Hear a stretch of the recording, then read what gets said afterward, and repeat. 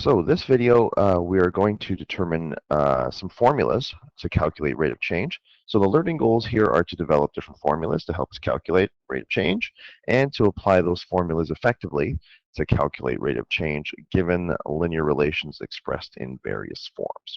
Okay, so let's just start with an example. Here we have a graph of earnings versus time worked, and we're just going to calculate rate of change just using the rise over run method. So if you saw in a previous video on the introduction to rate of change, all we need to do to calculate rate of change given a graph is we're just going to pick 2 points. So here's a convenient point here, and here's a convenient point over here. And what we do is we're going to calculate the rise between these 2 points and the run between these 2 points. Right? So here the gap is from 25 up to 55. So from 25 to 55, that is a gap of 30. And then from in terms of the run, we're going from 2 over to 6. So that is a distance of 4. So remember, to find the rate of change, we're just going to calculate rise over run. And the rise here is the vertical distance between the 2 points. So that is 30, and that's $30, over 4 hours. Okay. And then if we do the math, 30 divided by 4 should get you 7.5. Okay. And that's in dollars per hour. Okay. So that is a rate of pay for this particular graph. Now we're going to come up with another way of calculating the rate of change here. We're going to first write the 2 points that we picked as ordered pairs. And so ordered pair is describing a point where one number is the independent variable, and then the second number is the dependent variable. So the first point here, we'll call this one point A. To make a coordinate out of this point, we first look at the x-axis here, or the horizontal axis. Notice that it's at the point here is at 2, and we have to go up to 25 along the vertical axis. So that is the coordinate of this point. It is 2 and 25. So we're just going to write that over here at 2 and 25. And we're going to look at the other point here, point B. We'll call this point here. And again, to write a coordinate to represent that point, we look at the horizontal first. So we had to go all the way to 6 and then up to 55. So the coordinate there would be 6 and 55. So we're just going to take a look at, we're just going to write that down, 6 and 55. Now, can we get the same rise and run values using these points? So remember, the rise was 30, right? And the run was 4. Now, if we take a look at the numbers here, to get the rise, all we would have to do is subtract the 55 and the 25 to get 30. And also to get the run, we would subtract the 6 and the 2 to get 4. So to get the rise, right, we would subtract the y values, okay, of the points. And then for the run, we would subtract the x values of the points. Subtract x values of the points.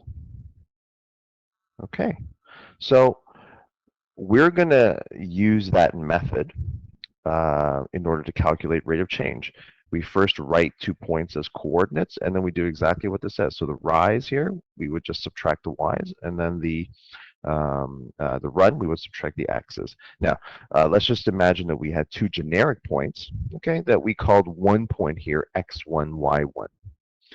They could be any numbers here. And then a second point would be x2, y2. We would just need to, we have these numbers 1 and 2 to differentiate that these are 2 different points. So remember that, well, if rise over run Okay, let's make that an R. If rise over run is still the way to calculate rate of change, right? We said that the rise would mean that we would subtract the y numbers, okay, subtract y's. Then the run would be subtract the x's. Okay, that's basically all we do. But if we want to create a more mathematical formula for this, subtracting the y numbers, which means that I would subtract y2 here and this y1 together. So that would look like this. So y2 subtract y1. So that's just subtracting the two y numbers in these coordinates. And then subtracting x's would look like x2 subtract x1. Now you notice that you have to go in the same order when you're subtracting both. So you notice I started with this point here, which was x2, y2, and then we would subtract it with x1, y1. We'd go in the same direction. Okay, so this is, these are two formulas, okay, or two methods of calculating rate of change. We can think about it as subtracting y numbers over subtract x numbers, or we can think about it as y2 minus y1 over x2 minus x1. Now let's just use these just to be a little bit more familiar. Okay. Oh, actually, we're just going to go over the success criteria. All right. So we choose any 2 points along the graph and write them as ordered pairs. Okay? And then we use any of the formulas for rate of change. So again, rise over run is still the overarching method. Okay. We would subtract y's over subtract x's. And if you want it to be more formal, you would write y2 take away y1 over x2 take away x1. Okay. Now again, this is rise over run, but this is just a more formal way that you'll see in a lot of textbooks and in a lot of courses. So let's just use these now and practice. So calculate the rate of change using one of the formulas. So remember, the success criteria say that you pick 2 points, write them as coordinates, and then use the formulas. So why don't you give that a try? Okay, pause the video and see what you can do. Okay. All right, let's just take this up. So we can just pick any 2 points, all right? So my 2 points might look a little bit different than yours, but that's okay. We should get the exact same answer. So let's see. I see this point is quite easy to see, as well as, this point over here. So these two. All right. Let's write these 2 points as coordinates. So again, this point here, the first point is at 5 and up to 400. Okay. And let's look at the second point. This point is at 10 and 500. So let's use rise over run. And that's equal to, I'm just going to use this way right now, subtract the y's. Okay, and then we're going to subtract the x's. So remember, points are always written as x and y, so the first number is x and the second number is y. So subtract y's means we're going to subtract the second number of each point. So I'm going to start with this point here, and then I'm going to end with that point. So I'm going to do 500 take away 400. Oops, 500 take away 400 over 10 take away 5. Now 500 take away 400 will get you 100, and 10 take away 5 will get you 5. So 100 divided by 5 would get you 20, and then this would be in kilometers per hour. And that would be the rate of change. All right. Hopefully that's pretty clear. Let's try another one, okay, just to make sure that we know what we're doing.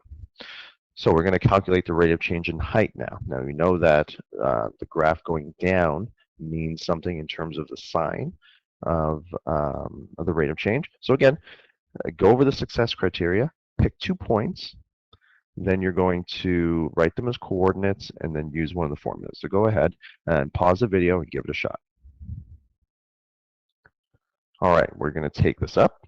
So again, we're going to pick 2 points, and it doesn't matter which 2 points. So I'll just pick, let's say, this one. Again, you want to pick points that are easy to read in terms of the grid. All right, so let's just pick 2 that are farther away, just for kicks. So this point here, I would read from the axes. So on the bottom here, I have to go to 10, and then I have to go up to 600. So the point here is 10 and 600. And this point here, I have to go to 60 and then up to 350. So I have to write 60 and 350. All right, those are my 2 points. And now I'm going to calculate the rate of change. So we're going to do rise over run. Okay. And then let's just write the other more formal version, okay, of the rate of change here. Y2 minus Y1 over X2 minus X1. So that's equal to, and again, I'm going to subtract the 2 Y numbers. So I always usually like to start with the second point and then end with the first point here. So we're going to do 350 take away 600. Okay. Really, the order doesn't matter, but I just usually go one way. And then here's 60 take away 10. So 60 take away 10. So 350 take away 600 would get you negative 250 over 60 take away 10, which would be 50. Now, if we divide those two, 250 divided negative 250 divided by 50 should get you negative 5. And then to find the units, we go rise over run, so it's meters over minutes. And that is the rate of change in height. So this, whatever this could be a balloon or something that's drifting. It's going down 5 meters per minute. Okay. So again, we pick 2 points, okay, any 2 points along the graph, write them as coordinates, and then apply one of these formulas. All right. So instead of using the counting method, which is kind of crude, we now have formulas. Okay. So again, I'm writing this over and over and over again, right, because it is a very important concept. Okay. So it is essentially subtracting the y's over subtracting the x numbers, or we can think about it as y2 minus y1 over x2 minus x1. Okay. I write this with words just because you might be the type of person that this might make more sense to you as opposed to a more mathematical one. So whichever one you want to remember, I think as long as you understand the concept, I don't think there would be any problem with that. And these formulas will help, especially when a graph isn't given. So when you're given a table of values, the table of values simply serves as points that you would plot onto a graph. So you could just pick any 2 points along a table of values and then just apply this formula. So hopefully this video makes these formulas clear, where they come from, and how you can use them. So best of luck.